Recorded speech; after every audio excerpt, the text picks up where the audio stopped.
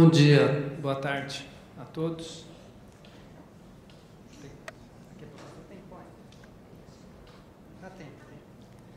É uma satisfação estar aqui com vocês nessa tarde, nesse evento, parabenizar os organizadores, né? Reconhecer que aqui nós temos atores, né, que trabalham, que desenvolvem seus trabalhos, né, tanto na parte de projeto, como de educação, como de o pensar a respeito da segurança contra incêndio no nosso país. Agradecer a lembrança dos organizadores com relação à Fundação de Apoio à Pesquisa do Estado de São Paulo, a FAPESP, e esse agradecimento eu faço em nome do seu diretor científico, né, que é o professor Brito, Carlos Henrique Brito, que impossibilitado de estar aqui hoje na Escola Politécnica, nessa iniciativa conjunta com a FAO, nos solicitou que viéssemos, né, trazer um pouquinho daquilo que se faz, né, qual é vamos dizer assim, a atividade principal dessa fundação, que é mantida pelo dinheiro, né, do contribuinte, né, do Estado de São Paulo, do paulista, e como que isso pode, né, de uma certa maneira, agilizar, uma vez que, como comentamos há pouco, aqui há vários atores. No entanto, como já foi destacado pela professora Rosária, há que se prover esses atores de recursos, né, de fundos, de condições para desenvolver o seu trabalho de uma forma eficiente e com sinergia, né, da conjunção de esforços de todos os senhores. Então, essa é a nossa proposta, né, de trazer brevemente aquilo que se faz. Eu faço essa apresentação também em nome do professor Vanderlei John, que é um professor aqui da casa, né, da Escola Politécnica, que por outro compromisso também não pôde estar presente, mas que participou da montagem aí dessa apresentação. Para que lado que é? Obrigado. Bom, o que é a FAPESP, a Fundação de Apoio à Pesquisa do Estado de São Paulo? De amparo, né? Desculpa, a Pesquisa do Estado de São Paulo. Ela é uma das principais agências que nós chamamos de FAPs. Cada uma das unidades da nossa federação tem uma fundação de apoio à pesquisa, tá? E a principal delas, a maior delas, a mais expressiva delas, está por nossa, né, para nossa felicidade e fruto, obviamente, também do esforço do povo paulista, localizada no nosso estado. E ela serve não apenas o estado de São Paulo, ela serve todo o país, né? Há esforços desenvolvidos pela FAPESP em conjunção com todas as federações, estados da federação e também com colaboradores externos. Também há várias pesquisas que se desenvolvem internacionais com o apoio, obviamente, né, dos parceiros paulistas dessa Fundação de Amparo à Pesquisa. Aí está uma outra característica, né, que diferencia, por isso que eu disse que ela é muito forte, porque existe, né, um comprometimento do governo do Estado de um orçamento correspondente a um total de 1% da receita tributária do Estado. E isso é utilizado, né, para a pesquisa, a investigação, o intercâmbio, a divulgação da ciência e da tecnologia. Então, nós podemos facilmente compreender como que esse trabalho que se desenvolve aqui hoje, facilmente ele se insere dentro, vamos dizer assim, das premissas de funcionamento da FAPESP. Quer dizer, há uma total sinergia no que se refere ao conhecimento, ao desenvolvimento de conhecimento, tanto em nível de ciência como em nível de tecnologia. Tá? Próximo, eu mesmo que faço.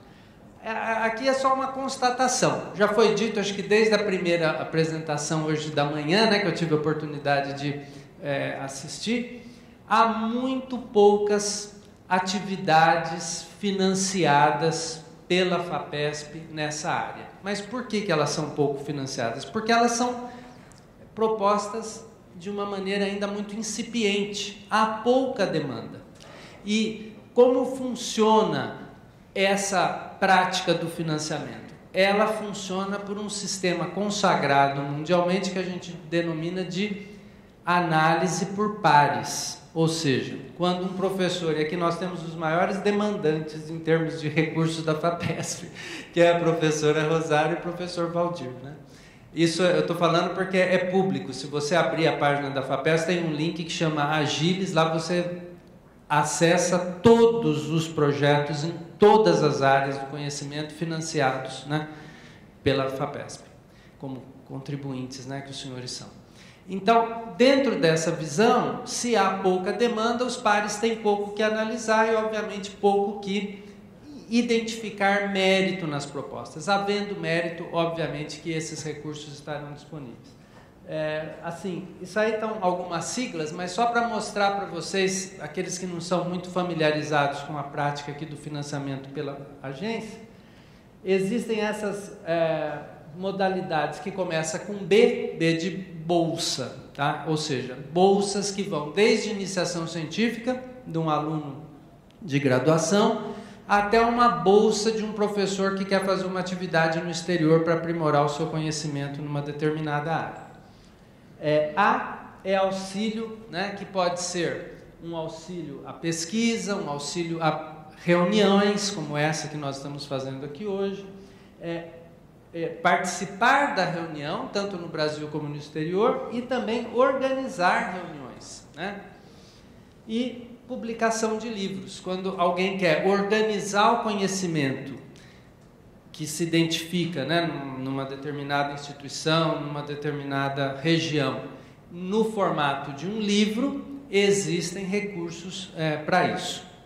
Isso dizendo de uma forma bem rápida, mas dá para ver, né, facilmente nessa pizza que a maior fatia se localiza com as bolsas, tá? Que vai aí incluir desde a bolsa do aluno de graduação. Tem algum aluno de graduação aqui que tem bolsa da FAPESP? Tem? Não. E aí até aquele, né, pós-doc e bolsa no exterior.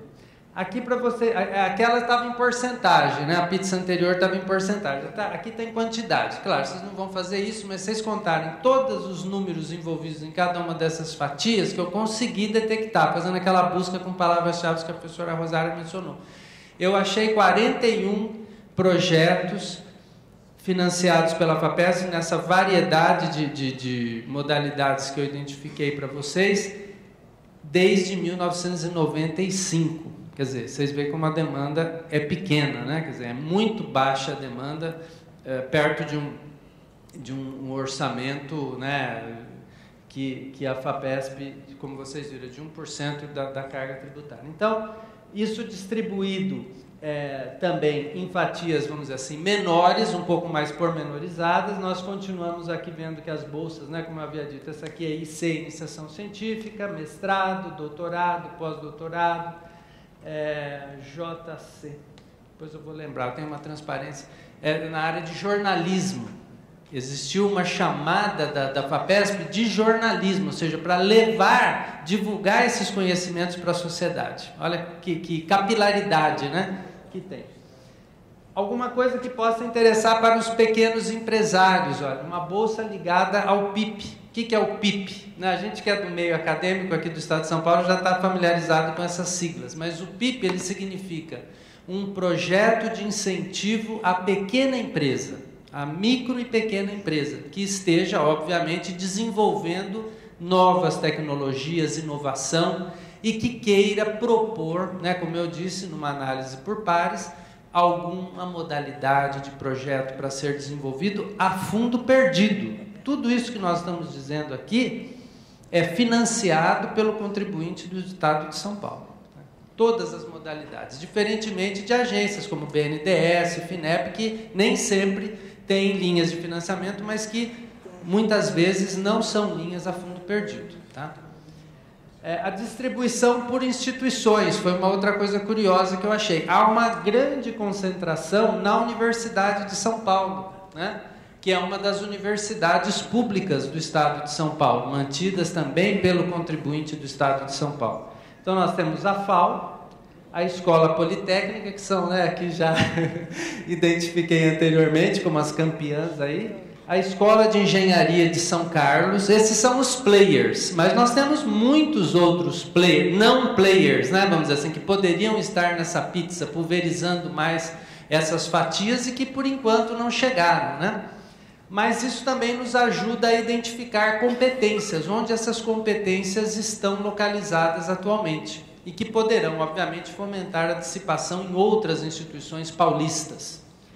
A ESALQ, o que é a ESALQ? É a Escola Superior de Agricultura Luiz de Queiroz, né? Ou seja, é uma outra modalidade de apoio, já voltado um pouquinho para a área florestal. Faculdade de Ciências Farmacêuticas de Ribeirão Preto. Há pesquisadores também nessa área, vamos dizer assim, de biológicas, né, de saúde, podemos dizer assim, envolvidos nesses estudos. É uma minoria, mas existe. A ECA, aquele estudo do jornalismo que eu comentei com vocês, o que é a ECA? É a Escola de Comunicações e Artes. O INPE, o IPEF, que está ligado à ESALQ, em Piracicaba, né, que é estudos de engenharia florestal.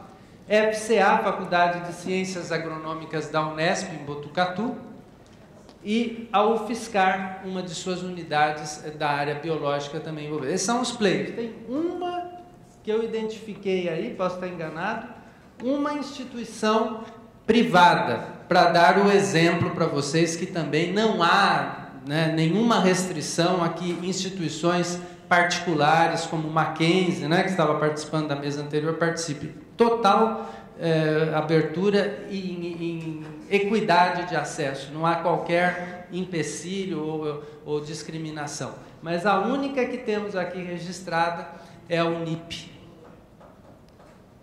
nesse mapa, né? Aqui a distribuição temporal, por décadas, né? Então até 99 havia pouco mais de 5, 6 projetos que foram aprovados, né? Eles podem ter se estendido por mais anos, mas foram aprovados nessa data. De 2000 a 2009, cerca de 28 projetos, e de 2010 a 2013, por enquanto, né, estamos com um número aí aproximado de 7 projetos. Esperamos que eventos como esse fomentem o aumento de demanda qualificada, obviamente, porque só são projetos aprovados aqueles em que os pares identificam mérito, ou seja, excelência que possa justificar, obviamente, né, o investimento do dinheiro público para financiar e, obviamente, apostar naquela demanda para gerar conhecimento. Aqui, se eu tiver rápidos minutos, só para vocês verem assim um pouquinho a cara do que são cada um desses projetos, 41 projetos que eu mostrei para vocês que foi aprovado. Então, na primeira coluna nós temos a identificação daqueles tipos, né?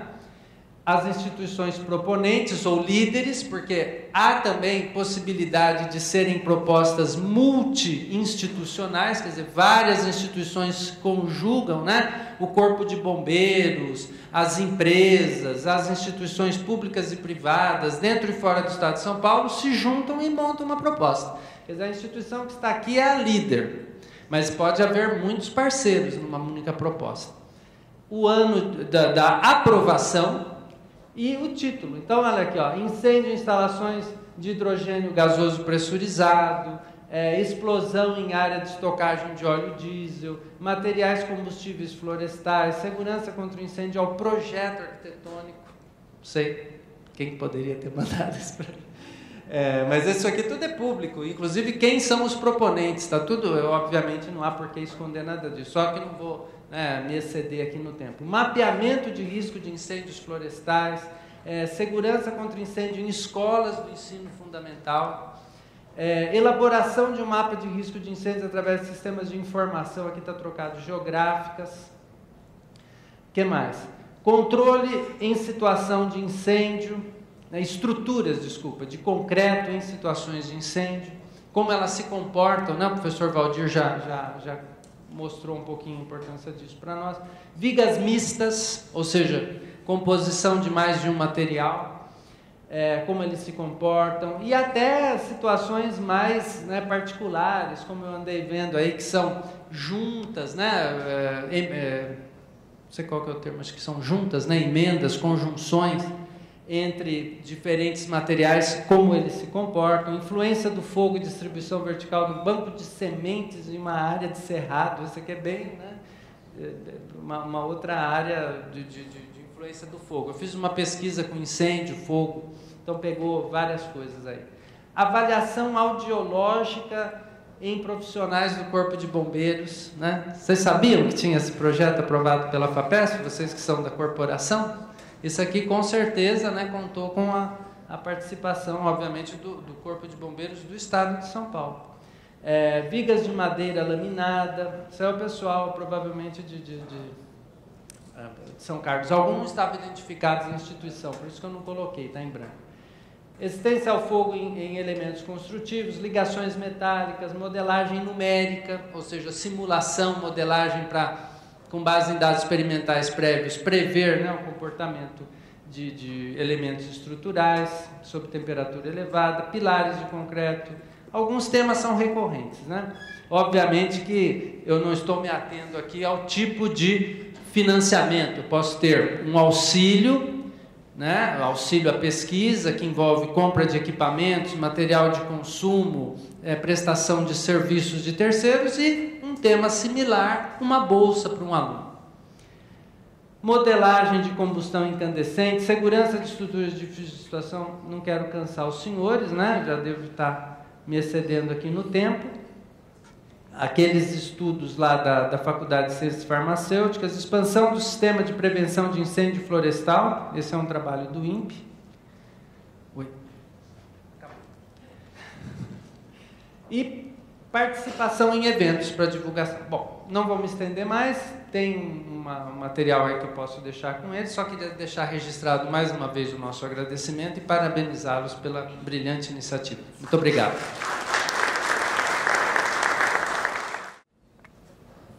Bem, boa tarde a todos e a todas. Eu pedi esse momento para apresentar aos senhores e à senhora o CAES, que é o Centro de Altos Estudos em Segurança da Polícia Militar do Estado de São Paulo. A nossa escola de pós-graduação estrito sensu.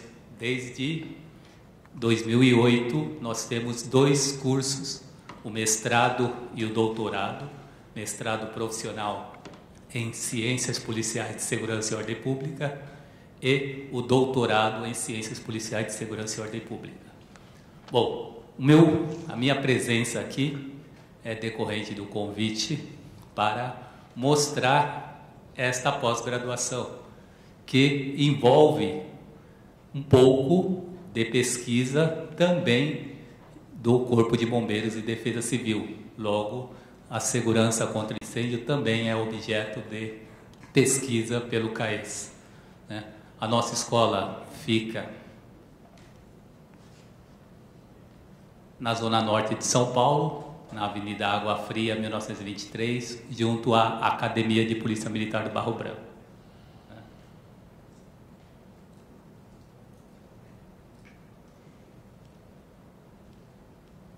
Nossos valores, né, são a defesa e promoção dos direitos humanos, o foco profissional da produção acadêmica, o compromisso com a inovação, o pluralismo pedagógico, a promoção da qualidade de vida e a hospitalidade a todos os seus alunos. Nós temos alunos do Brasil inteiro, né? São militares. E temos delegados de polícia frequentando o curso superior de polícia integrado. O curso superior de polícia é o nosso doutorado em ciências policiais.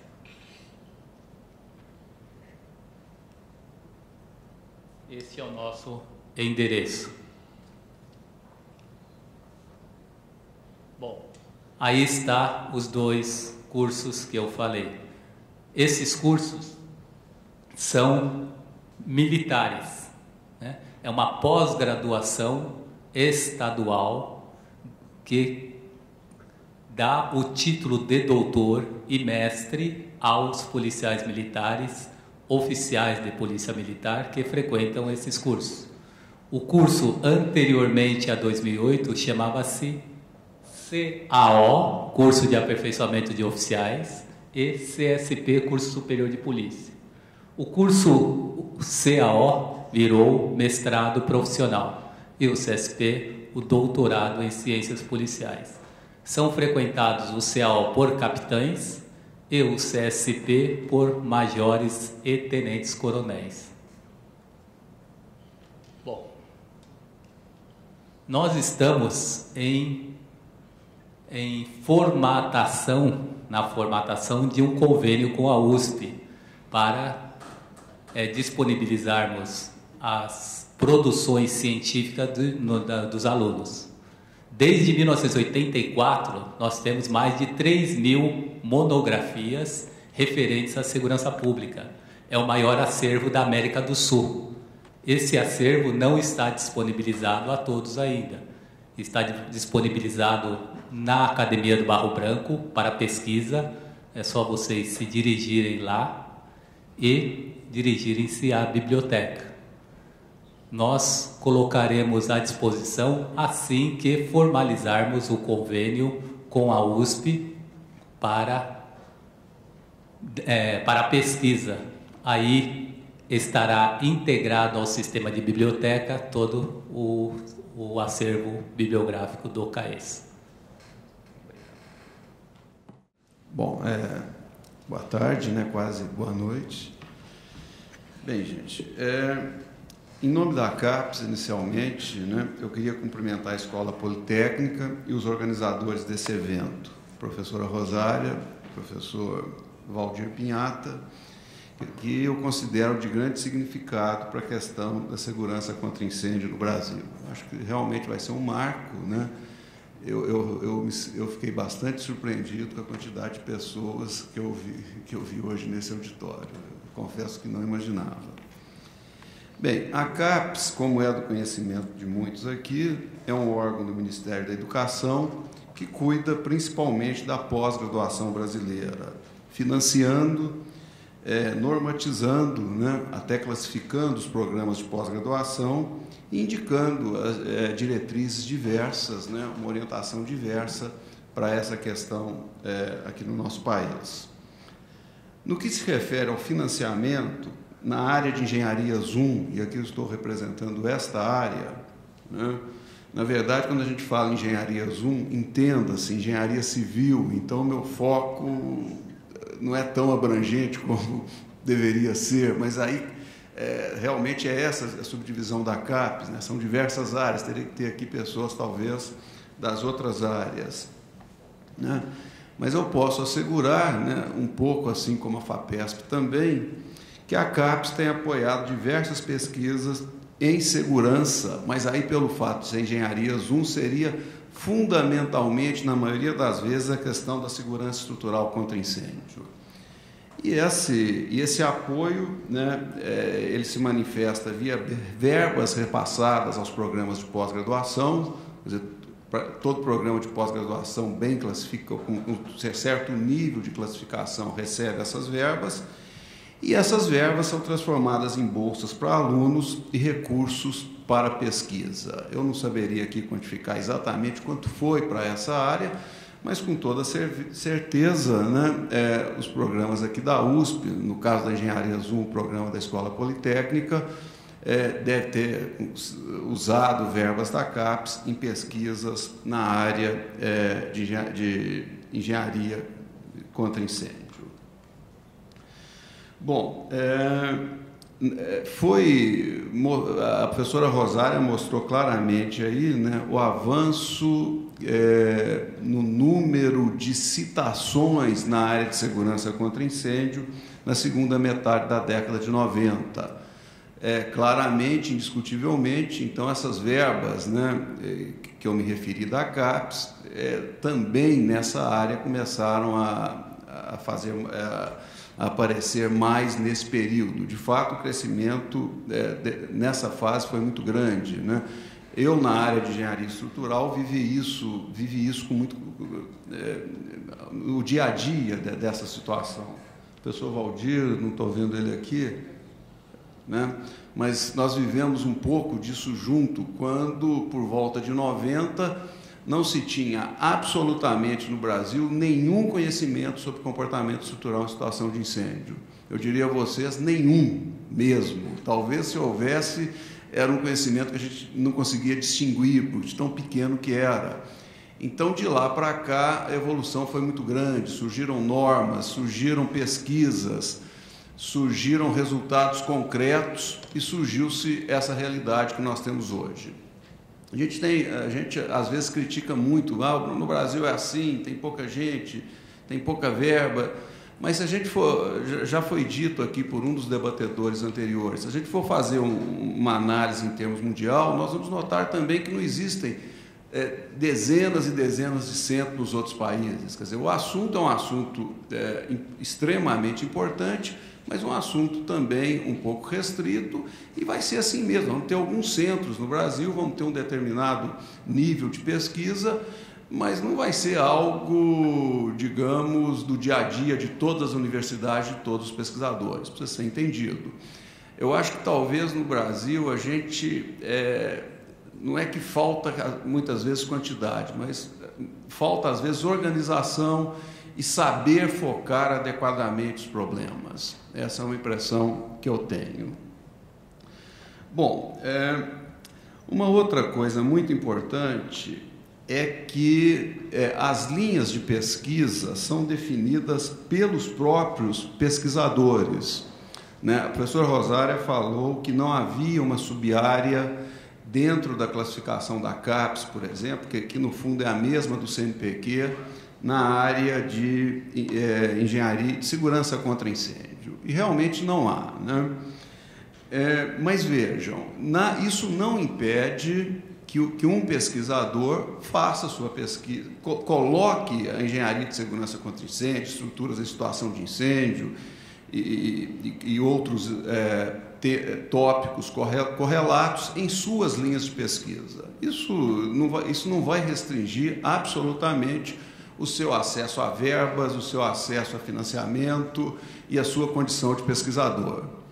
É claro que às vezes a gente gostaria de, até para marcar a posição, né, Rosária, na hora que você clicasse ali qual é a sua sub-área, colocar alguma coisa relacionada a incêndio, seja lá estruturas em incêndio, área civil incêndio, arquitetura incêndio, mas isso eu acredito que eventualmente venha a ser corrigido com o tempo. Embora não seja algo que restringe a pesquisa na área, talvez isso, com o tempo, possa ser corrigido, porque o problema não é só com a área de engenharia de segurança contra incêndio. Isso acontece com várias áreas, né, ou várias sub-áreas. Eu diria a vocês que as sub-áreas que a gente tem hoje na classificação da CAPES, eu tenho aqui, não vou cansá-los lendo, mas são sub-áreas que, aliás, a da CAPES, que é a mesma do CNPq, e talvez seja a mesma da FAPESP, né? Isso aí é quase que padronizado. Mas são sub-áreas clássicas, que vêm de muitos e muitos anos. E nada impede, e hoje a gente tem demandas novas, né? Aconteceram muitas coisas diferentes na área de pesquisa, e nada impede que, futuramente, essas novas demandas, entre elas a questão do incêndio, sejam devidamente contempladas, né? Eu poderia citar várias: bioengenharia, biomecânica, engenharia urbana, confiabilidade estrutural, e por aí vai. Nós temos muitas e muitas áreas que não aparecem aqui, e muitas delas, evidentemente, com demanda maior até do que a engenharia de incêndio. Então, claramente, talvez, dentro de algum tempo, isso seja reestudado e essas sub-áreas possam constar das tabelas oficiais de avaliação.